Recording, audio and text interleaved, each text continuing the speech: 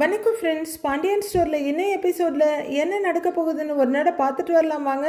வழக்கம் போல் அதே பாண்டியன் வீடு, அதே டைனிங் டேபிள். என்ன இப்போ கொஞ்ச நாளில் பாட்டி தான் எக்ஸ்ட்ராவாக உட்காந்துருக்காங்க. பாட்டி, ராஜி, கதிர்னு 3 பேரும் உட்காந்து சாப்பிட்டுட்டு இருக்க கோமதி பரிமாறிட்டு இருக்காங்க. கதிர் வீட்டில் இல்லாததுனால பாண்டியன் துணி துவைச்ச கதையெல்லாம் தெரியாது இல்லையா, அதை சொல்லிக்கிட்டு இருக்காங்க பாட்டி. உங்க அப்பாவே அழுக்கு துணியெல்லாம் எடுத்துக்கிட்டு போய் சோப்பு போட்டு தேய்ன்னு தேய்ச்சி துவைச்சி காய போட்டிருக்காருமா அப்படின்னு சொல்ற பாட்டி. அதை பார்த்து எனக்கு மனசே கேட்கல அப்படின்னு உடஞ்ச குரல்ல சொல்றாங்க. அவ்வளவுதான், கோமதிக்கு பத்திக்கிட்டு வந்துருது. அம்மா, 30 வருஷத்துக்கு மேல நான் அவருக்கு சட்டை துவைச்சு போட்டிருக்கிறேன். ஒரு நாளைக்கு ஒரு சட்டைன்னு வச்சுக்கிட்டாலும் 30 வருஷத்துக்கு எத்தனை சட்டை? அப்பெல்லாம் உன் மனசு கேட்கலல்ல அப்படின்னு கோமதி கொஞ்சம் ஆத்திரத்தோட கேட்க, ஏய், அவர் வெளியே போய் வேலை செய்யறவருடி அப்படின்னு காந்திமதி சொல்ல, அம்மா நான் மட்டும் என்ன வீட்டில் காலை ஆட்டிக்கிட்டா உட்காந்துருக்கேன் அப்படின்னு கோமதி கேட்க, ஐயோ இவ பெரிய சண்டைக்காரியா இருக்காளே, இவ அண்ணன்களை கூட சமாளிச்சிடலாம் போல இருக்கு, இவளை என்னால சமாளிக்க முடியலையே அப்படின்னு பாட்டி வேற பக்கம் திரும்பிக்கிறாங்க. நானும் வீட்டில் அம்புட்டு வேலை பார்க்க தானே செய்யறேன் அப்படின்னு கோமதி சொல்ல, அத்தை மத்தியான சாப்பாடாவது கொடுத்து விட்டீங்களா இல்லையா அப்படின்னு கொஞ்சம் சங்கடத்தோட கேட்குறாங்க ராஜி. கொடுக்க வேணாம்னு தான் நினைச்சேன் அப்படின்னு கோமதி சொல்ல, அடி பாவின்னு பார்க்குறாங்க பாட்டி. அப்புறம் என் பிள்ளையும் பட்னியா இருப்பான்னு நான் கொடுத்து விட்டுட்டேன் அப்படின்னு கோமதி சொல்ல, எப்படியோ கொடுத்து விட்டுட்டியே அப்படிங்கிற மாதிரி பாட்டி பார்த்துட்டு இருக்காங்க. அம்மா கொஞ்சம் இறக்கம் காட்டலாம் இல்லம்மா அப்படின்னு கதிர் கேட்க, டேய் என்னடா ஆளாளுக்கு அவர் மட்டும் எனக்கு இறக்கம் காட்டுறாரா? நான் என்ன உன்னை பிடிச்சி பாலும் கிணத்துலையா தள்ளி விட்டேன்? நல்ல வாழ்க்கையை தானே உனக்கு அமைச்சு கொடுத்துருக்கேன். அதை பார்த்து அவரு சந்தோஷப்படுறத விட்டுட்டு பொய் சொல்லிட்டேன், துரோகம் பண்ணிட்டேன்னு கூப்பாடு போட்டா நானும் என்னதான்டா பண்றது அப்படின்னு கோமதி பேசிட்டு இருக்க. ஐயோ, அம்மா கிட்ட ஒரு வார்த்தை சொன்னா 9 பதில் சொல்றாங்களே அப்படின்னு கதிரும் அசந்து போய் பாக்குறாரு. கோமதி அக்கா அப்படின்னு வெளியே இருந்து சத்தம் வர, யார் அதுங்கிறாங்க பாட்டி. மறுபடியும் கோமதி அக்கான்னு கூப்பிட, ஐயோ பின்னாடி வீட்டு தேன்மொழி எதையாவது கேட்க வந்திருப்பா, இருங்க பார்த்துட்டு வரேன் அப்படின்னு கோமதி வெளியே போறாங்க. அந்த காலத்துல எல்லாம் இப்படி பக்கத்து வீட்டுல அக்கத்து வீட்டுல ஏதாவது வாங்கிக்கிறது பழக்கம்தான். கொஞ்சம் காஃபி தூள் கொடுங்க, சர்க்கரை கொடுங்க, 2 தக்காளி கொடுங்க, பச்சை மிளகாய் வாங்க மறந்துட்டேன் 2 கொடுங்கன்னு கேட்கறது தான். ஆனா இப்பெல்லாம் கிராமத்துல கூட அந்த பழக்கமே அத்து போயிடுச்சு. அடுப்புல பாலை காய வச்சுட்டு திரும்புறதுக்குள்ள பிளிங்கெட் காரனும் ஜெப்டோ காரனும் கொண்டு வந்து டெலிவரி கொடுத்துட்டு போயிடுறாங்க. அது மட்டும் இல்ல, பிச்சைக்காரங்க கூட இப்ப வீட்டுல யார்கிட்டையும் சாப்பாடெல்லாம் வாங்குறதுல ஒன்லி கேஷ் தான். அவங்களே ஸ்விக்கி ஜொமேட்டோன்னு ஆர்டர் போட்டு வாங்கி சாப்பிட்டுக்கிறாங்க. அப்படி இருக்க பக்கத்து வீட்டு தேன்மொழி கோமதி வீட்டுல ஏதோ கேட்க வந்திருப்பாங்க போல இருக்கு. கோமதி அந்த பக்கம் போனதும் பாட்டி மனசை தாங்காம 2 பேரும் நகையும் சதையுமா வாழ்ந்துட்டு இருக்காங்கன்னு எல்லார்கிட்டையும் பெருமையா பேசிக்கிட்டு இருப்பேன். ஏன் என் பிள்ளைங்க முத்துக்கிட்டையும் சக்தி கிட்டையும் கூட சொல்லி வச்சிருக்கேன், வாழ்ந்தா என் மருமகை மாதிரி வாழணும்னு நான் சொல்லுவேன். இங்க வந்து பார்த்தா தானே தெரியுது எப்படின்னு. எலியும் பூனையுமா அடிச்சுக்கிட்டு கிடக்குறாங்க அப்படின்னு பாட்டி பெருமூச்சு விடுறாங்க. எப்பவுமே இக்கரைக்கு அக்கறை பச்சைதாங்க. கொஞ்ச நாளைக்கு முன்னாடி வரையிலும் 2 பேருமே ரொம்ப ஒத்துமையா தான் இருந்தாங்க. அப்பத்தா நாங்களே பார்த்து கண்ணெல்லாம் வச்சிருக்கோம் அப்படின்னு ராஜி சொல்ல, எங்க கல்யாண விஷயத்துல அம்மா முடிவெடுத்தது அப்பாவுக்கு பிடிக்கல, அதனாலதான் கொஞ்சம் வருத்தமா இருக்காரு, சீக்கிரமே சரியாயிடுவாரு அப்படின்னு கதிர் சொல்ல, ஆனாலும் உங்க அம்மா சரியாக விடுற மாதிரி தெரியலையேப்பா, ஒத்தைக்கு ஒத்த சண்டைக்குள்ள நிக்கிறா அப்படின்னு பாட்டி சொல்ல, எனக்கும் அதுதான் புரியலம்மாச்சி அப்படிங்கிற மாதிரி பாக்குறாரு கதிர். வழக்கமா இப்படிலாம் கோவப்பட மாட்டாங்க, இந்த தடவை தான் ரொம்ப பிடிவாதமா இருக்காங்க. அத்தையோட இந்த ரியாக்ஷனை நானே எதிர்பார்க்கல அப்படின்னு ராஜி சொல்லிட்டு இருக்க. அப்புறம் கோமதி கிட்ட இருந்து வேற எதை எதிர்பார்த்த அப்படின்னு கேட்டுக்கிட்டே கோமதி அங்க வர. ஐயோ சாமி, அத்தை என்ன இவ்வளவு கோவப்படுறாங்கன்னு அதிர்ச்சியா பாக்குறாங்க ராஜி. வால் மாதிரி பின்னாடியே போய் கெஞ்சிக்கிட்டு இருப்பேன்னு எதிர்பார்த்தியா அப்படின்னு கோமதி கேட்க. ஐயோ அப்படின்னு 3 பேரும் அசந்து போய் பாக்குறாங்க. நானும் பல தடவை கெஞ்சிட்டேன், இனிமேல்லாம் என்னால கெஞ்ச முடியாது. அவருக்கு இருக்கிற பிடிவாதத்துல பாதியாவது கோமதிக்கும் இருக்கும்னு தெரிஞ்சுக்கிட்டோம் அவரு அப்படின்னு கோமதி சொல்ல, ஐயோ இந்த சண்டைக்காரி கிட்ட வாய் கொடுத்து வாங்க முடியாதுப்பா அப்படின்னு பெருமூச்சு விடுறாங்க பாட்டி. கதிரும் ராஜியும் கூட திகச்சு போய் பார்த்துட்டு இருக்காங்க. சரிம்மா, ஒரு பேச்சுக்கு கேக்குறேன், உன் புருஷன் உங்ககிட்ட பேசவே இல்லைன்னு வச்சுக்கோ, நீயும் அவர்கிட்ட இப்படிதான் சண்டைக்குன்னே நிப்பியான்னு கதிர் கேக்குறாரு. ஆமா நிப்பேன் அப்படின்னு கோமதி சொல்ல, அப்ப பேசவே மாட்டியா அவர்கிட்ட அப்படின்னு கதிர் கேட்க, பேச மாட்டேன்டா அப்படின்னு படக்குன்னு சொல்றாங்க கோமதி. 1 வருஷம் ஆனாலும் அப்படின்னு கதிர் கேட்க, இதோ பாரு 10 வருஷம் ஆனாலும் நான் இப்படியே தான் இருப்பேன்னு கோமதி சொல்ல 3 பேருமே ரொம்ப அதிர்ச்சியா பாக்குறாங்க. தானா முளைச்சு வந்தவன், யாரும் இல்லைன்னாலும் நான் இருப்பேன், நான் அப்படி நான் இப்படின்னு வசனம் வசனமா பேசிட்டு போறாருல்ல. அந்த வசனமெல்லாம் சும்மாடா அப்படின்னு கோமதி பேச, ஐயோ அம்மா என்ன இவ்வளோ அறிவாளி ஆயிட்டாங்க, இப்படி பேசுறாங்களேன்னு அசந்து போய் பார்க்கறாரு கதிர். கோமதி இல்லைன்னா பாண்டியனே இல்லைன்னு அவருக்கு புரியணும். அதை புரிய வைக்கிற வரைக்கும் நான் இப்படிதான் இருப்பேன்டா அப்படின்னு கோமதி சொல்ல, ஐயோ சாமி நான் இனிமே உங்கள்கிட்ட எதுவுமே கேட்க மாட்டேமா அப்படின்னு பேசாம திரும்பிக்கிறாரு கதிர். இந்த தடவை மட்டும் நான் விடவே மாட்டேன். நான் யார் தெரியுமா? நான் காந்திமதியோட பொண்ணுடா அப்படின்னு சிவனேன்னு உட்கார்ந்துருக்க பாட்டிய சிக்கல்ல மாட்டி விட பாக்குறாங்க கோமதி.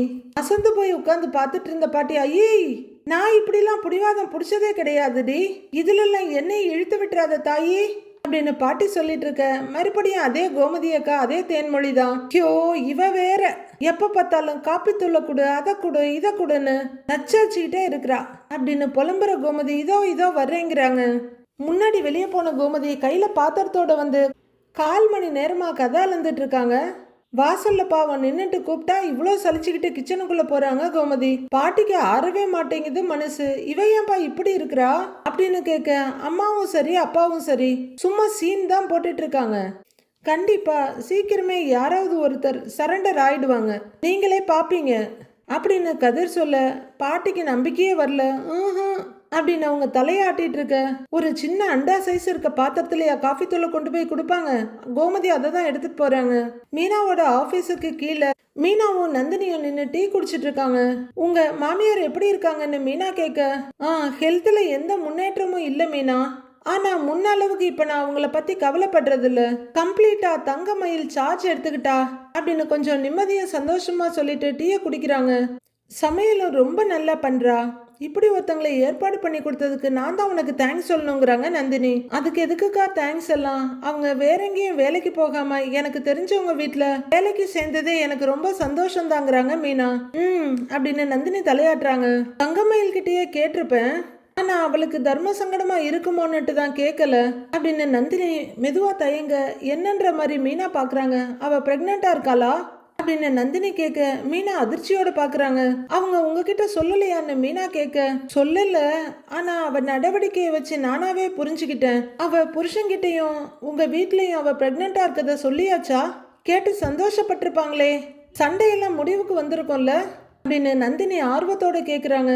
இல்லக்கா அவங்க சொல்லவே இல்லை அப்படின்னு மீனா சங்கடமா சொல்ல, ஏன்னு கேக்குறாங்க நந்தினி. மயிலக்கா தான் சொல்ல வேணான்னு சொல்லிட்டாங்க அப்படின்னு மீனா சொல்ல, வேற ஏதாவதுன்னா பரவாயில்ல மீனா, ஆனா இதையே மறைக்கணும், அப்படியே மறைக்கணும்னு நினைச்சாலும் எத்தனை நாளைக்கு முடியும்னு நினைக்கிற அப்படின்னு நந்தினி கேட்க, மீனா சங்கடமா அப்படியே நிக்கிறாங்க. சாரி மீனா, உன் வீட்டு விஷயத்துல ரொம்ப தலையிடுறனோ அப்படிங்கிறாங்க நந்தினி. ஐயோ அப்படிலாம் இல்லக்கா அப்படின்றாங்க மீனா. மயிலுக்கும் அவ புருஷனுக்கும் என்னதான் பிரச்சனைங்கிறாங்க நந்தினி. மீனா தயக்கத்தோட அவங்கள நிமிந்து பார்க்க, நீ சொல்றதுன்னா சொல்லலாம், இல்லைன்னா விட்டுறலாம் அப்படின்னு அவசரமா சொல்றாங்க நந்தினி. எப்படி சொல்றதுன்னு யோசிக்கிற மீனா, இல்லக்கா அது மயிலக்காவோட அப்பா அம்மா வந்து மயிலக்காவோட கல்யாணத்துக்கு முன்னாடி விஷயங்களை கொஞ்சம் கூட்டி குறைச்சி சொல்லி இருக்காங்க. அதுக்கு பிறகு எல்லாமே தெரிய வந்தப்போ வீட்டுல வார்த்தை கொஞ்சம் தடிச்சு போச்சு, பஞ்சாயத்து போலீஸ் ஸ்டேஷன் வரைக்கும் போற மாதிரி ஆயிடுச்சு, அதான் அப்படின்னு சங்கடமா தயக்கமா சொல்லி முடிக்கிறாங்க மீனா. சரி சரி அப்படின்னு நந்தினிய சங்கடமா நிக்க, அதான் எனக்கு ரொம்ப குழப்பமா இருக்குக்கா, மயிலக்காவோட லைஃப்ல நாம எந்த ஸ்டெப்பும் எடுக்காமையே போயிட்டோன்னு வச்சுக்கோங்களேன், இந்த விரிசல் அப்படியே பெருசாகி வாழ முடியாம போயிடுமோன்னு பயமா இருக்கு. அட்லீஸ்ட் அவங்க வயிற்றுல வர்ற குழந்தைக்காகவாவது அக்காவும் மாமாவும் சேரணும், அதான் நான் யோசிச்சுட்டு இருக்கேன்றாங்க மீனா. நான் நினைக்கிறது சரிதானேக்கா அப்படின்னு மீனா கேட்க, சரிதான் மீனா, எம்பட்டு காலமா மயிலுக்கும் அவ புருஷனுக்கும் பிரச்சனை நடக்குது அப்படின்னு கேக்குறாங்க நந்தினி. அது இருக்கும்க்கா ஒரு 4-5 மாசமா அப்படின்னு மீனா சொல்ல, உடனே அவங்க முகத்துல ஒரு வெக்கமும் ஒரு பூரிப்பும் வருது. அப்புறம் எப்படி நடுவுல குழந்தை அப்படின்றாங்க நந்தினி. சண்டை நடந்தாலும் 2 பேரும் ஒரே வீட்டுல தானேக்கா இருந்திருக்காங்க அப்படின்னு மீனா சொல்ல, அவங்க அர்த்தத்தோட ஒரு சிரிப்பு சிரிக்கிறாங்க.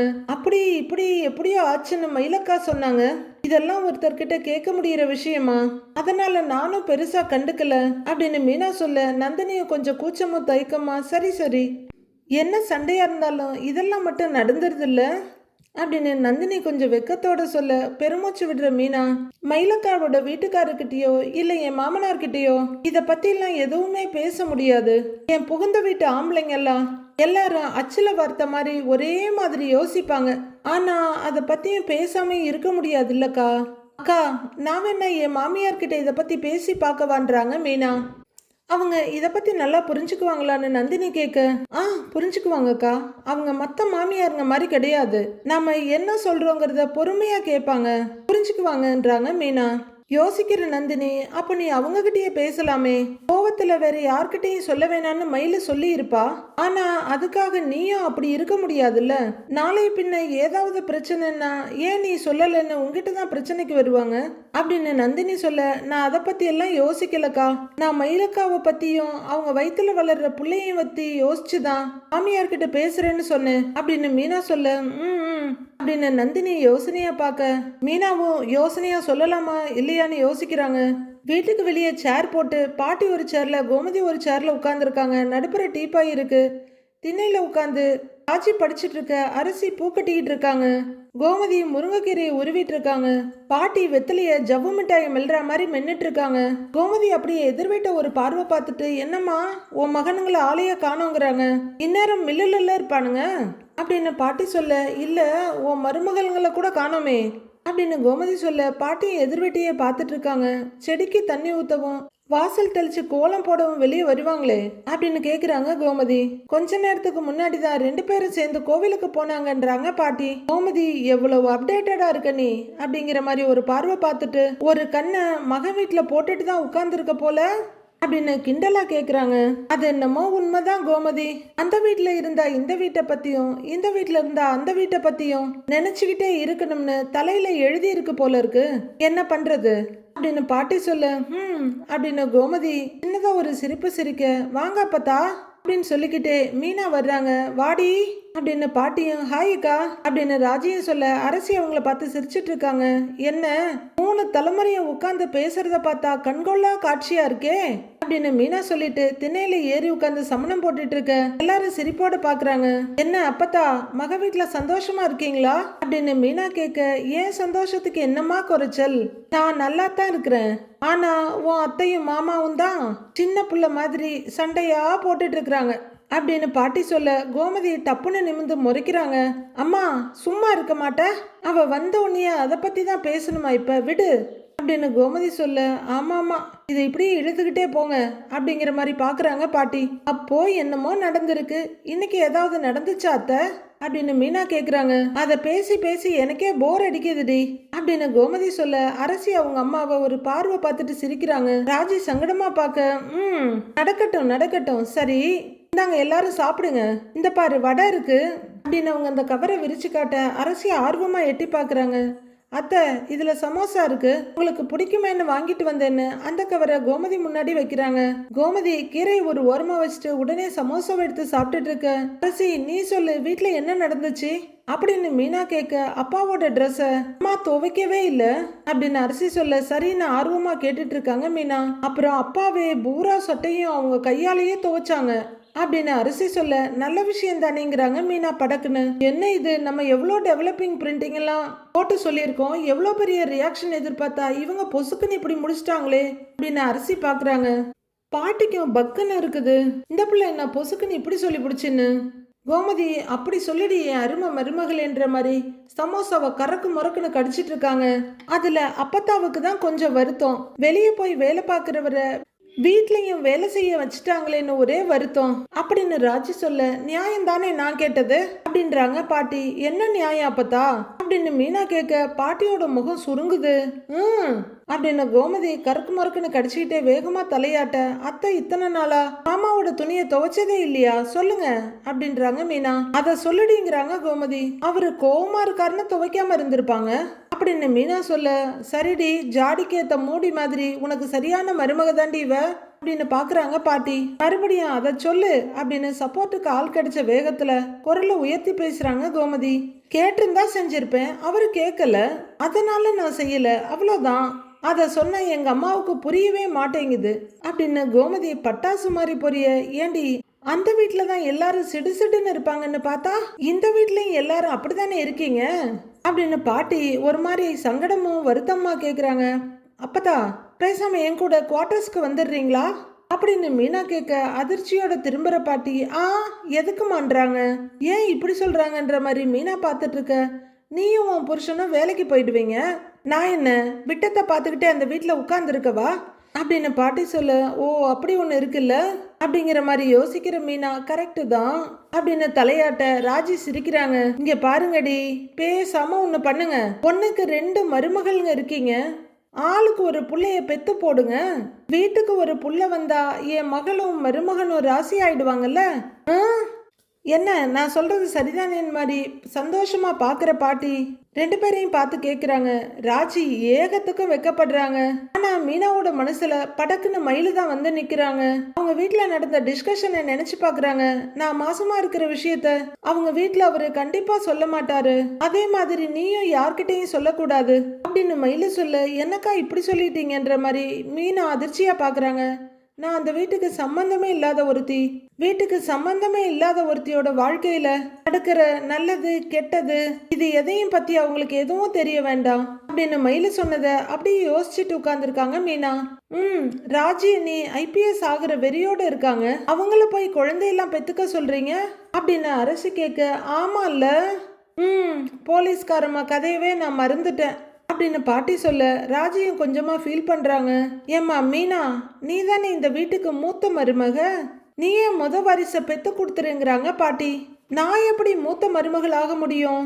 மயிலக்கா தானே மருமகன்னு மீனா கேஷுவலா சொல்ல பயங்கர அதிர்ச்சி ஆகுறாங்க கோமதி. என்ன இது, மயிலு ஏதோ இந்த வீட்டுல இருக்கிற ஆள் மாதிரி இவங்க பேசிட்டு இருக்காங்களேன்னு ராஜியும் அரசியும் திகச்சு போய் பாக்குறாங்க. ஆமா, பெரிய மருமக, பொல்லாத மருமக அப்படின்னு பாட்டிய முகத்தை திருப்புறாங்க. ஏய் இப்ப எதுக்கடி அவ பேரை இழுத்துக்கிட்டு இருக்கிற அப்படின்னு கோமதி படபடன்னு கத்துறாங்க. இல்லத்த அது வந்து அப்படின்னு மீனா தயங்கிட்டு இருக்க. இந்த வீட்டுக்கு சம்பந்தமே இல்லாத ஒருத்திய பத்தி எதுக்கு பேசுற நீங்கிறாங்க கோமதி. சாரி அத்தன்னு மீனா சொல்ல. திரும்ப இன்னொரு தடவை அவ பேரை எடுத்தன்னு வச்சுக்கோயேன், திட்டி விட்டுருவேன் அப்படின்னு கோமதி கோவப்பட்டுட்டு படக்குன்னு எழுந்து முந்தானிய உதறாங்க. இருங்க இருங்க, எங்க போறீங்க அப்படின்னு மீனா கேட்க. உனக்கு காஃபி எடுத்துட்டு வரேன் இரு அப்படின்ட்டு உள்ளர போறாங்க கோமதி. அவங்க அம்மா உள்ளர போனதும், அண்ணி அவங்க பேரை சொல்லாதீங்க, எனக்கு போலீஸ் ஸ்டேஷன்ல உட்கார்ந்தது அது மற்றது எல்லாமே ஞாபகத்துக்கு வருது அப்படின்னு அரசி சொல்ல. சாரி அரசிமா, இனிமே நான் சொல்ல மாட்டேன் அப்படின்னு மீனா சொல்ல.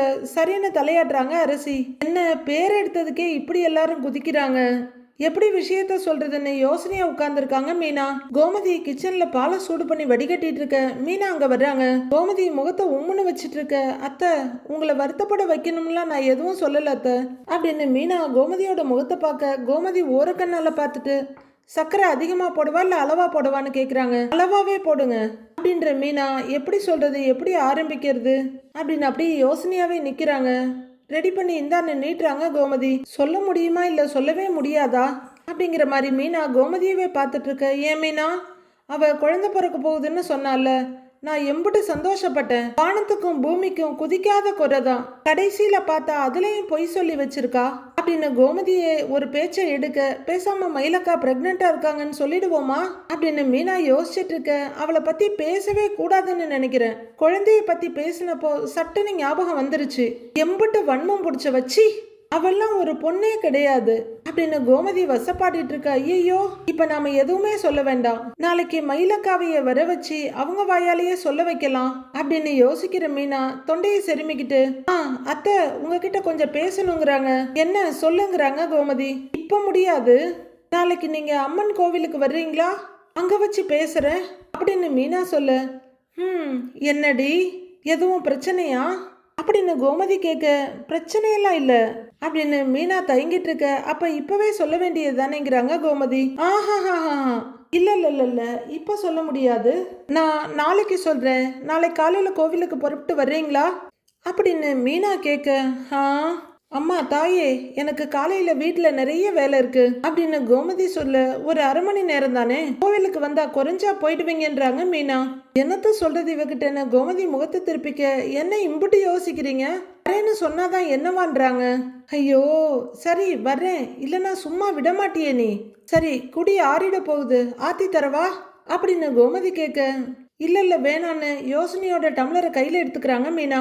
நம்ம சொன்னது சரியா வருமா, இது ஒர்க் அவுட் ஆகுமா அப்படின்னு யோசனையோட கோமதியை பார்த்துக்கிட்டே காஃபியை குடிக்கிறாங்க மீனா. செந்தில் அவரோட ஆபீஸ்ல வேலை பார்த்துட்டு இருக்க, என்ன செந்தில் சாப்பிட போலாமான்னு ஒரு கொலீக் கேட்கிறாரு. இப்பதானே டீயே குடிச்சோம், அதுக்குள்ள சாப்பாடா?